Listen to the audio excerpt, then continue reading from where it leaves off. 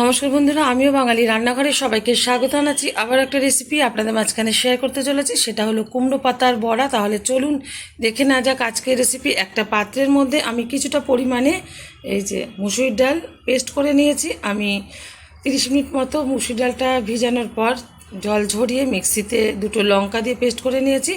আর এদিকে কিন্তু কুমড়ো পাতা, কচি কুমড়ো পাতা কিন্তু এই যে একটু ডাটা সমেত আমি নিয়েছি।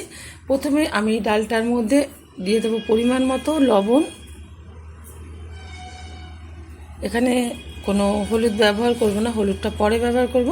এবার ডালটা ভালোভাবে হাত দিয়ে মেখে নেব।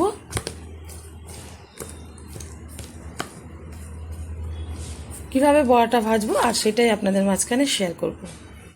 কুমড়ো পাতার বড়াগুলো ভাজার জন্য ওভেনে কড়াই বসিয়ে তাতে দিয়ে দিয়েছি বেশ কিছুটা পরিমাণে তেল। তেলটা হালকা গরম হয়ে গেছে।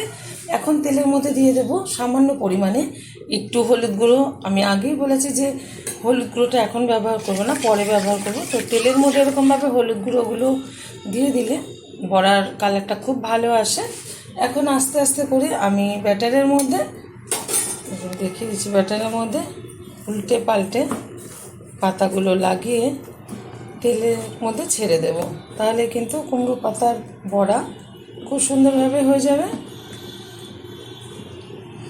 দিয়ে দিচ্ছি তেলের মধ্যে একটা একটা করে এরকমভাবে ছেড়ে দেবো। বড়াগুলো সুন্দরভাবে এই যে ছেড়ে দিয়েছি তেলের মধ্যে। এখন একটু উল্টে দিচ্ছি, আর কিছুটা বাকি আছে। আবার এটা তোলার পর ওইটাও ছেড়ে ভেজে নেব সেমভাবে।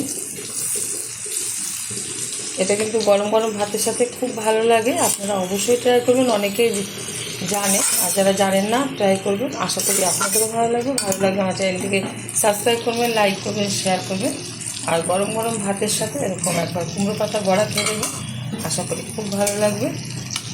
সুন্দরভাবে ভেজে নেব একটু কড়া করে,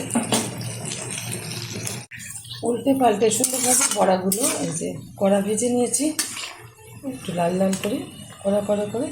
মানে যত সুন্দরভাবে বড়াটা ভাজা হবে ততই কিন্তু মুচমুচে হবে। তুলে নিচ্ছি একটা পাত্রে।